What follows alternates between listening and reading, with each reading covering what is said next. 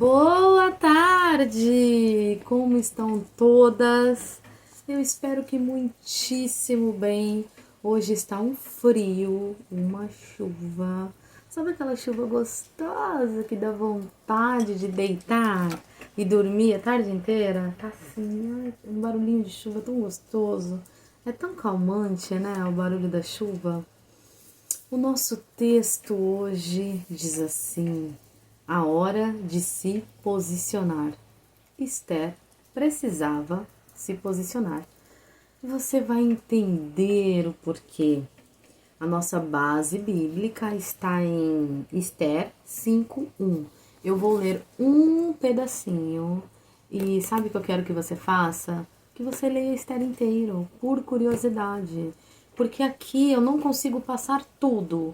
Então você tem que ser curiosa e pensar assim: será que tudo que ela falou é desse jeito mesmo? Será que a banda toca deste jeito? E eu quero saber mais. E aí você pega a Bíblia e lê. Porque eu posso interpretar de uma forma e você de outra, eu leio de um jeito, você de outro, então que nós venhamos ler a Bíblia, que nós não fiquemos presas em versículos soltos, ok? Eu vou ler metade do 5 para você e depois você lê o resto. O livro de Esther tem 10 versículos. Rapidinho você lê tudo. Vamos lá. Ao terceiro dia, Esther se aprontou com os seus trajes reais e se pôs no pátio interior da casa do rei. Ao terceiro dia, por quê? Ao terceiro dia, Sui, você vai entender. Vai entender muito. Eu vou te explicar tudo. Aliás, eu vou tentar te explicar tudo. Tá frio. Hora de se posicionar. Então vamos lá. O tempo passou. O silêncio do palácio foi substituído por rumores de medo e incerteza. Um decreto estava prestes a destruir o povo de Deus. E ali estava ela, Esther, a rainha que ninguém esperava, mas que Deus havia preparado para aquele tempo. Ela escuta as palavras de Mordecai. Mordecai é o tio de Esther, que a adotou desde a infância e criou Esther. E aí ele disse para ela, essa frase é linda, e ele disse: quem sabe não foi para um tempo como este que chegaste à realeza. Eu vou ler aqui. Quem sabe se não foi para um tempo como este que chegaste à realeza. É tão incrível porque toda a preparação de Esther foi para que ela chegaste neste dia, para que ela chegaste à realeza, para que ela se tornasse rainha. E depois de se tornar rainha, é que todos os problemas dela, que talvez antes eram grandes demais, ela se deparou com problemas maiores ainda, mas ela já estava preparada para tudo isso. Eu vou dar uma pausa bem rapidinho. Talvez a gente esteja passando por algum problema na nossa vida e a gente acha que os problemas são todos tão grandes, tão gigantescos, que talvez a gente ache que não vai conseguir passar. Se a gente pegar o exemplo de Esther, ela é órfã de pai e mãe. Ela viu pai e mãe sendo assassinados. Então, assim, que problema maior que esse poderia ter? Ela poderia ter ficado rebelde? Óbvio, poderia. Ficou? Não.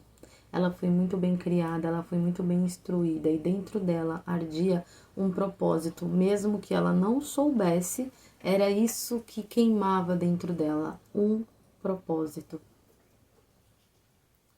Naquele momento, algo desperta dentro dela. O medo não desaparece, mas perde o controle. Então, por mais que ela tivesse com medo, naquele momento, o medo dela se esvaiu, foi embora. Ela falou: eu não posso deixar de fazer o que eu preciso fazer. Pessoas... Gente, olha o trovão. Será que deu pra escutar no vídeo? Gente, muita gente precisava dela. E o tio dela chega e fala: Esther, você precisa fazer isso. Ela: tio, eu não tenho como chegar à presença do rei. Esther, dá um jeito, você precisa. Vocês vão entender aqui. O medo não é o fim da fé, é o campo onde a fé floresce. Coragem não é ausência de medo, é decisão apesar dele. Esther sabia o risco. A lei dizia que entrar na presença do rei sem ser chamada significava morte, mas havia algo dentro dela maior que a lei, um propósito divino. Esther se veste com suas vestes reais, olha para o espelho e talvez, por um instante, veja não apenas uma rainha, mas uma mulher com alma tremendo e o coração em oração. Esther era uma mulher muito temente a Deus. E aí ela fala a segunda frase da Bíblia, do livro de Esther, que é linda. Por mais que ela tivesse com medo, por mais que ela soubesse que tudo que ela iria fazer ali, ela pudesse morrer. Porque se o rei, com um olhar, olhasse para o servo decapitava Esther. E aí perguntam para ela, você tem certeza? Você vai à presença do rei? Você sabe tudo o que pode acontecer? E ela pega e fala, se perecer, pereci. Mesmo com medo, mesmo tremendo. Muitas das vezes, nós estamos na nossa vida passando por situações e que a gente está morrendo de medo e muitas de nós desiste, muitas de nós fica para trás. E ela simplesmente disse na frente da morte, se perecer, pereci.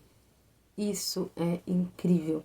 Por isso que eu falo que a história de Esther mostra muita coragem, muita ousadia. Essas palavras não são de desespero, são de entrega. São a linguagem de quem já entendeu que viver o propósito vale mais do que sobreviver com medo. Ela caminha até o trono, cada passo ecoa no corredor. O som da sandália no chão, o som da sandália no chão frio do palácio mistura-se ao som da fé. Os guardas a observam em silêncio e ela vai. Ela continua, até que o olhar do rei se volta para Esther. E o rei estende o cetro. Se o rei estendesse o cetro, ela estaria livre, pode seguir. Se o rei olhasse, ela seria. Esther vive, mas mais do que isso, o povo vive. Esse era o propósito. Há momentos, eu escrevi isso e eu quero ler para vocês. Há momentos na vida em que Deus não vai te chamar para se levantar. Há momentos em que ficar em silêncio não é mais uma opção. Você foi colocada neste tempo, nesta família, nessa geração, não por acaso. O posicionamento de Esther não começou diante do rei, começou diante de Deus. Ela já jejuou, orou e se consagrou, porque antes de enfrentar homens, ela precisou vencer o medo dentro dela. Então, vocês entenderam? Ela jejuou e orou para depois tomar a decisão. E por que no começo eu falei os 3 dias, ao passar os 3 dias? Por quê? Porque por 3 dias ela mandou uma mensagem pro tio dela e falou, tio, que todos jejuem, todos, até os animais. 3 dias. 3 dias sem comer e sem beber. 3 dias. Para que ela fosse falar com o rei, para que Deus a visse, para que Deus anotasse, para que Deus estivesse com ela. Então, ela pagou o preço. O que eu falo tantas vezes da importância do jejum e oração? Como é bom e como a gente aprende, porque a gente se aproxima mais de Deus com o jejum e oração. Eu tô com um problema seríssimo. Não importa qual problema seja. Entre em jejum e oração, se consagre, dê um tempo do seu tempo para Deus, pelo menos enquanto você estiver em jejum e oração, e eu sempre falo que a gente acha que o jejum é para gente tirar algo de Deus, para a gente pedir algo que nós queremos para Deus, e não é. Jejum é espiritual. A gente acha que é para tirar algo de Deus, mas não, é para que Deus tire algo de nós. Para que Deus veja, analise, sonde o nosso coração, veja o que não está bom aqui dentro e tire de nós. O orgulho, a raiva, o ódio, a falta de perdão, a impaciência, a intolerância, para que Deus tire de nós o que não é bom, que Deus tire de nós o que Ele acha que não nos pertence mais. Então, muitas das vezes a gente faz jejum e oração e pede algo físico para Deus. E Deus é tão bom, Deus é tão misericordioso, que muitas das vezes nós somos atendidas. Mas o jejum é altamente espiritual para a nossa vida espiritual. E mediante ao que fazemos, Deus sabe o que nós precisamos. E por misericórdia, porque nós não merecemos, Ele atende o nosso pedido. Mas toda vez que você for fazer um jejum, que você venha se consagrar, que você venha falar para Deus, tira de mim o que não é para estar aqui dentro, o que já era para ter ido embora faz tempo, me esvazia de tudo, me faz nova. Isso é quando a gente vai orar por nós, isso é quando a gente vai entrar em jejum por alguém, porque é maravilhoso quando você faz um jejum e oração pelo próximo, pelo outro, é muito bom. Mas antes de tudo, pergunta para Deus, o que eu preciso tirar? Me mostra. E Deus mostra. Então, faça. Deus te chama para um posicionamento também. Você, Deus está te chamando para um posicionamento também. Pode não ser diante de um trono, mas talvez diante de uma situação, um relacionamento, uma decisão que você tem adiado. E muitas das vezes nós fazemos isso mesmo. Posicionar-se não é lutar sozinha, é deixar Deus lutar através de você. Posicionar não é você lutar sozinha, é você deixar Deus lutar através de você. É Deus ter abertura para falar com você. É simplesmente você dizer, Pai, eu estou aqui. O que o Senhor quer de mim? Estamos aqui hoje em um devocional. O que é um devocional? Tempo com Deus. Não importa o dia, não importa a hora, manhã, tarde, noite, não importa. Um devocional é tempo com Deus. É leitura da palavra, é oração, é buscar intimidade com Deus. Então, ore no secreto, no seu secreto. Saia da frente das pessoas. Você não precisa estar orando para todo mundo ver o quão brilhantes são as suas palavras, porque Deus não está nem aí para palavras bonitas. Posso te falar algo que às vezes não é legal falar, mas eu vou. Tá tudo bem. Sabe, Senhor dos senhores, o Todo-Poderoso, o Salve da Glória. Não é isso. Você pode falar se você se sentir à vontade, só que quando a gente tem intimidade, você não fala assim com quem você tem intimidade. Você não fala. Você fala assim, você com o seu marido, esposo, homem soberano, você não fala. Você chama de amor, meu bem, vem cá, um apelido carinhoso. Quando a gente tem intimidade, proximidade, a gente consegue falar naturalmente. E é isso que Deus espera de nós. Sermos quem somos, naturais, sem malabarismo, sem palavras lindas, sem verbalizações fantasiosas. É você e Deus. É você e o seu Pai. Por isso no secreto. Por isso você precisa estar no secreto. Você não precisa cumprir rituais. Agora eu vou me preparar, eu vou tomar um banho, eu vou colocar isso, eu vou colocar aquilo, porque eu vou falar com Deus. Não. Você fala com Deus aonde você estiver, quando você quiser, no horário. Eu só tenho 10 minutos, Deus. Então vamos lá, filha. Vamos conversar.